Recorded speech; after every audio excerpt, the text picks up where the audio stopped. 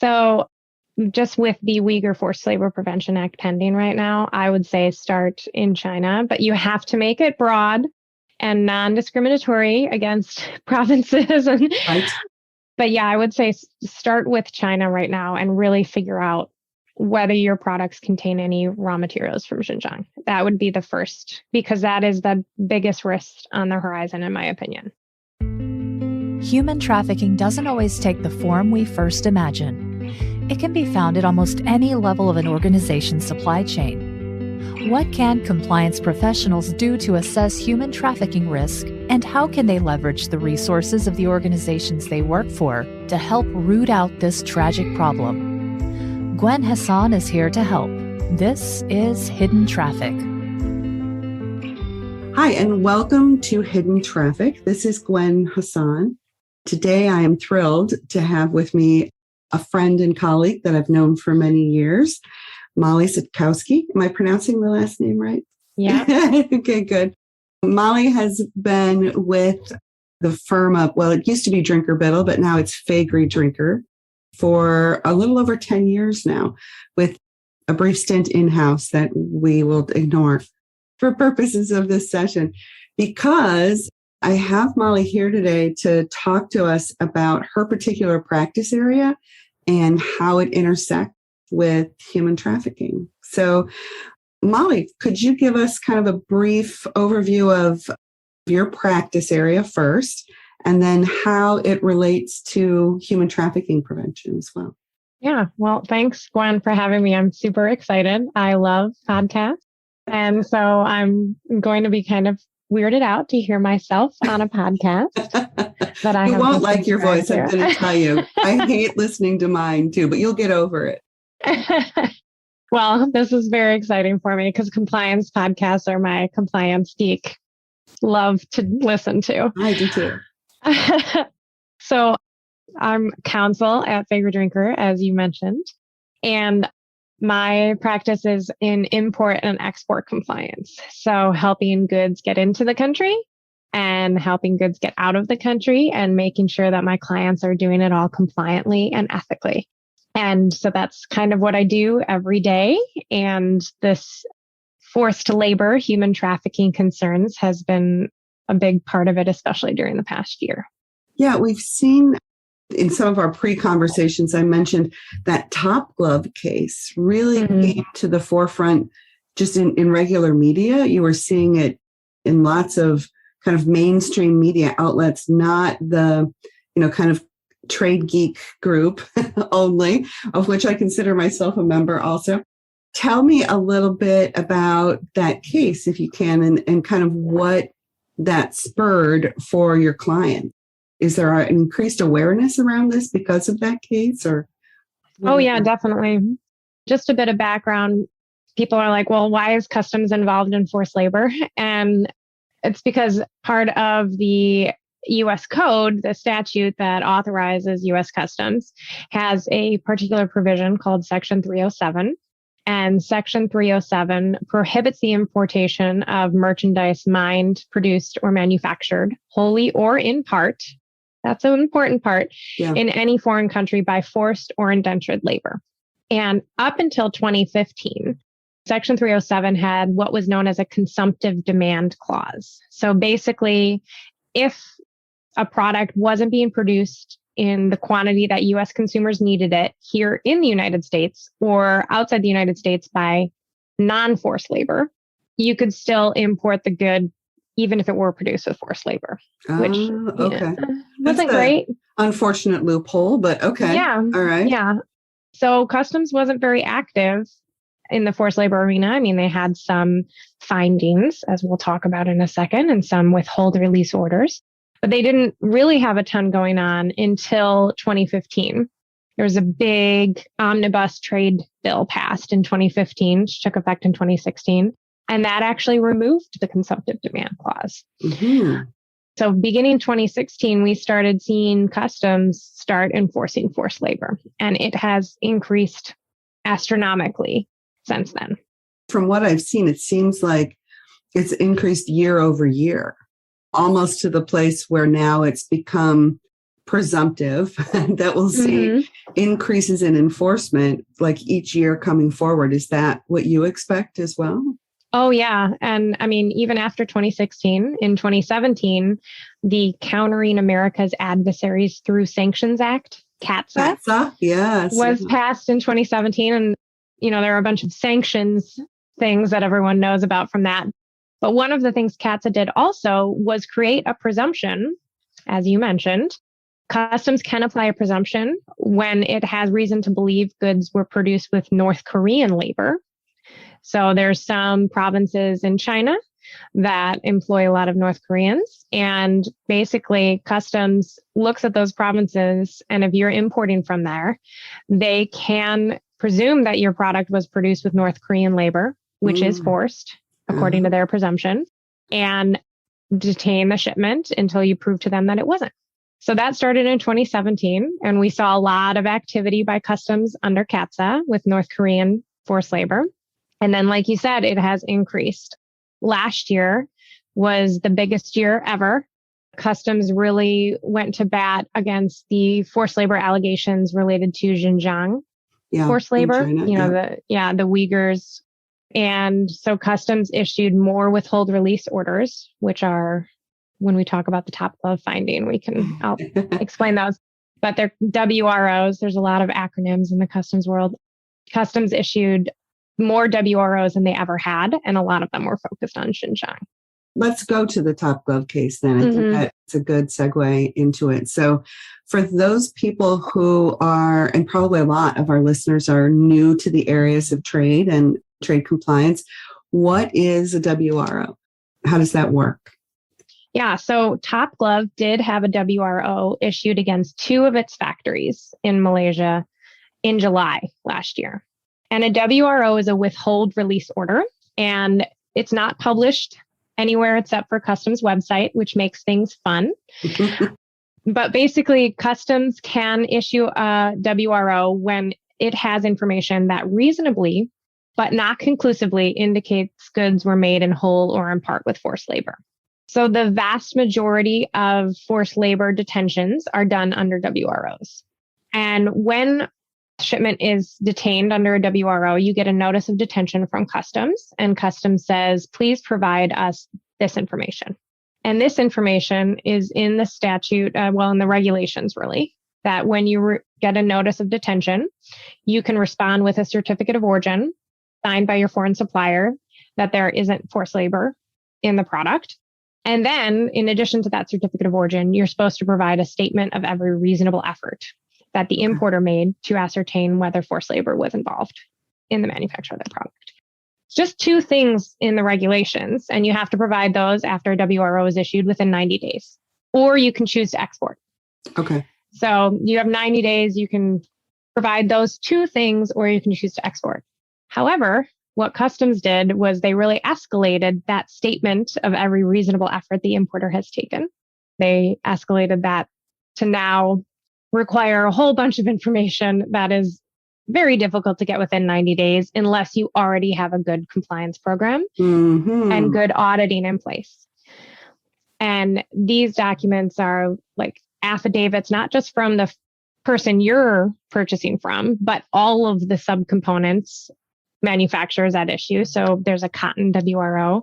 Cotton, you have to get affidavits from, the clothing manufacturer, the yarn spinner, the cotton picker. You have everything down that line, and you get affidavits and they say there's no forced labor. But in addition to that, you have to provide a map of your production to show the affidavits that you're getting from these people are actually the people who are producing your product.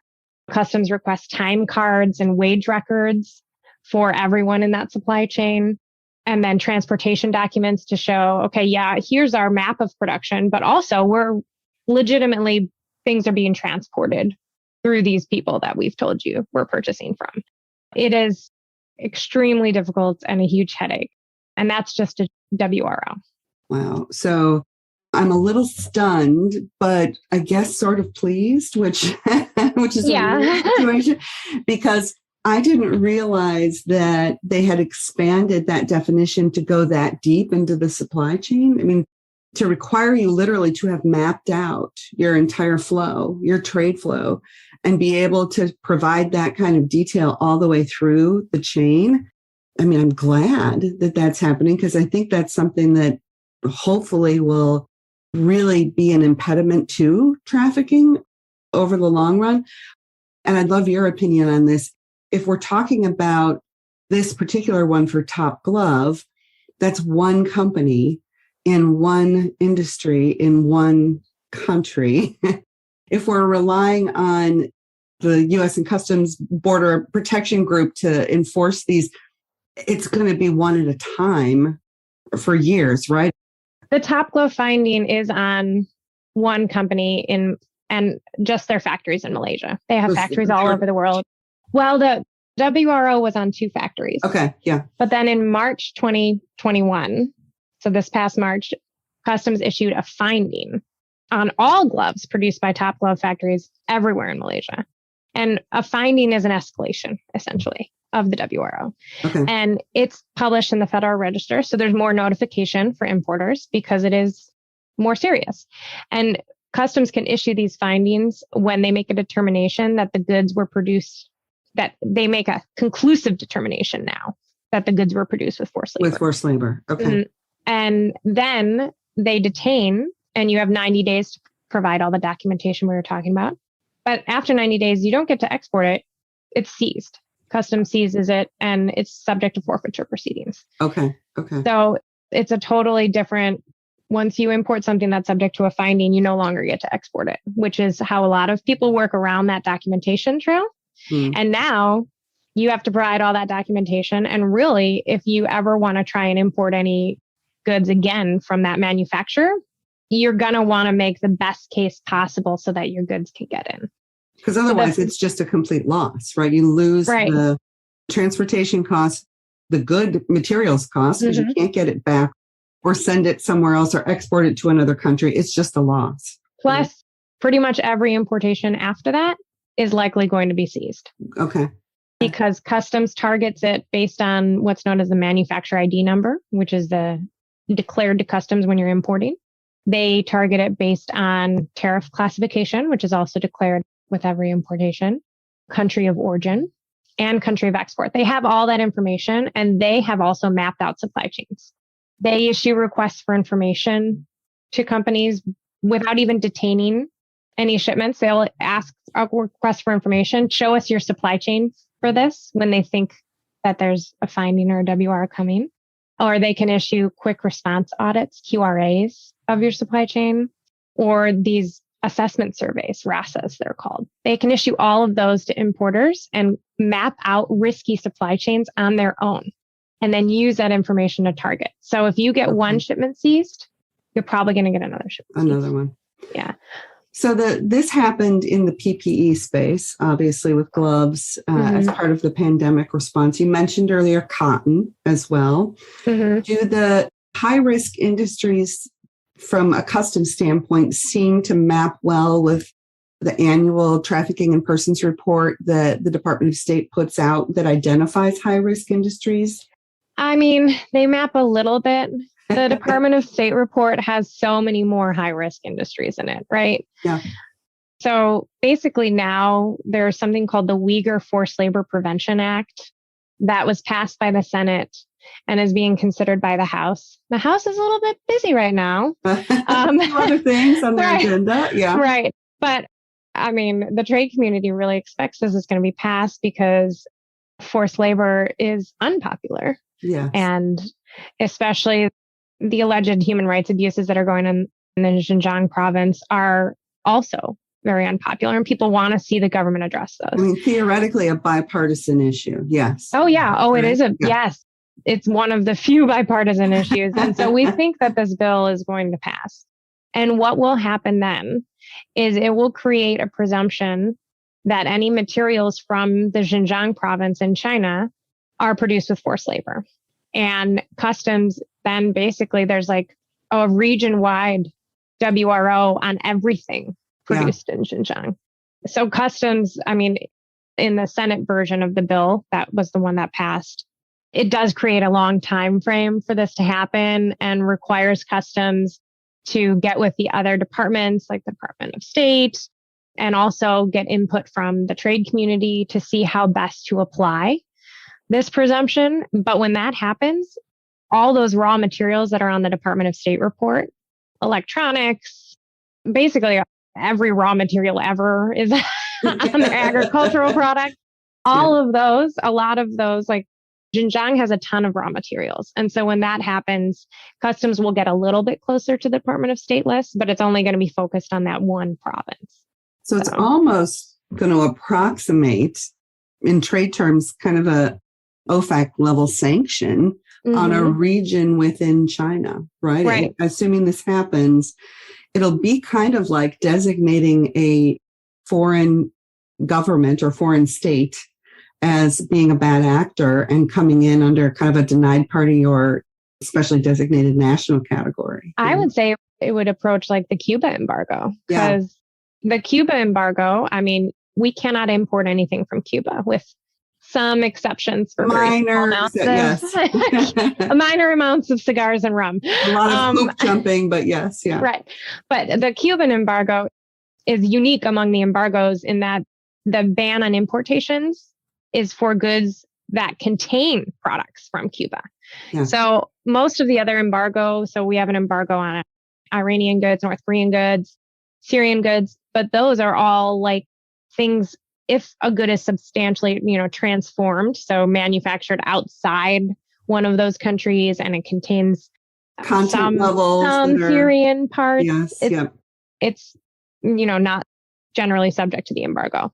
The Xinjiang, if the Uyghur Forced Labor Prevention Act passes, it's going to be more on the line of the Cuban embargo because it goes down to the raw materials and it follows them through their supply chain. Wow. So the message for me as a compliance practitioner then from all of this seems to be, if you don't have a good due diligence program, you need one immediately. You need one yesterday. Would you agree with that statement? Oh, definitely. And if you don't audit currently, I mean, the only way to answer these WROs when customs requests all that information is to already have had an audit done that collected all that information. Otherwise, you're under the gun 90 days trying to deal with foreign companies, getting all this information, and it's almost impossible. But if you already have had an audit done and they have the backup documentation, there's your response right there. Yeah. I can imagine, especially when you're under that 90-day time period, let's say you're dealing with something that's from Malaysia, like Top Glove. You've got translation issues, you've got language problems, you've got time zone differences. You're trying to communicate to foreign parties the requirements of U.S. customs, which can be very confusing even for a U.S. practitioner, let alone someone in a foreign country. I think you're absolutely right. You need to have that ready. What's that saying? The best offense is a good defense, or maybe I'm flipping that. Maybe it should be the best defense is a good offense, but either way, you need to get your ducks in a row well in advance of getting a WRO if you're going to be able to respond. You need to have those contractual provisions that obligate your suppliers to provide you with this documentation, that obligate your suppliers to allow auditors to come in their facility. Now, there's a lot of difficulty right now with auditing in China, especially when it concerns Xinjiang. China is very sensitive about that. Hopefully things will die down a little bit and our auditing will go a little bit back to normal, but I don't know. But yeah, you need to have contractual provisions. And then one of the things that I just think is great is you have your supplier code of conduct. Ideally, if you don't, you should. But one of my clients was talking, they always have like a supplier month where prior to COVID, they would go target certain suppliers and chat with them about their, everything under the sun and do a little bit of training. And this year, their supplier conference was all via Zoom or WebEx or whatever. And one of their sessions was specifically on forced labor and what customs is looking for. I mean, they have their suppliers sign their code of conduct. They have the contractual terms. But they're also talking to their suppliers and telling them what their expectations are and what the expectations of the U.S. government is. And that's just like a gold star right there. Yeah. Educating people in advance so they're not coming in blind if something happens. Yeah. that's a best practice for sure. Yeah. Thank you so much for sharing that. So we're almost at our time limit here. Real quickly, are there any other kind of closing thoughts you have for what compliance practitioners should be doing now? I'm envisioning a lot of people listening to this podcast and feeling panicked, right? Where they're thinking, oh my gosh, we haven't done any of this. Where do we start? What do you recommend? Is the risk assessment the best place to start? Or is it okay to kind of target your supply chain with your highest volume first, or riskiest geographies first, or a combination of the above? What do you think works best for starting? So just with the Uyghur Forced Labor Prevention Act pending right now, I would say start in China, but you have to make it broad and non-discriminatory against provinces. Right. But yeah, I would say start with China right now and really figure out whether your products contain any raw materials from Xinjiang. That would be the first, because that is the biggest risk on the horizon, in my opinion. And then after that, figure out when your contracts are up for expiration, because you're going to want to add in forced labor requirements in your contracts. And when you have your contracts come up, they probably are also signing your supplier code of conduct. So make sure you have that in place before all of those contracts are up. So I would just start figuring out your dates of your contracts and make sure you get the contractual language and the supplier code of conduct in place before those dates, and then map your supply chain in China is what I would do right now. Where you'd start. Okay, good. Mm-hmm. Thank you so much, Mollie. This has been super helpful. Where can people reach you if they have questions about these topics or they want to learn more about your firm? That's a great question. Gwen and I live in Chicago, so she's used to my Polish last name, but you can find me Mollie Sitkowski. It's actually phonetic for a Polish last name, except in the cow is spelled with a K, so Sitkowski. And then Faegre Drinker, you can Google me and find me, and I'm on LinkedIn, and I'll probably link to this podcast. So search for this podcast on LinkedIn. And you'll find it. There you go. Yeah. Well, thank you so much, Mollie. I really appreciate not only your willingness to chat with me, but your expertise in this area is something that, when I think of trade compliance and trade issues, especially for people that are doing business overseas, I immediately think of you. So thank you. I really appreciate your sharing your expertise with us today. So thanks for having me. You're welcome. Take care.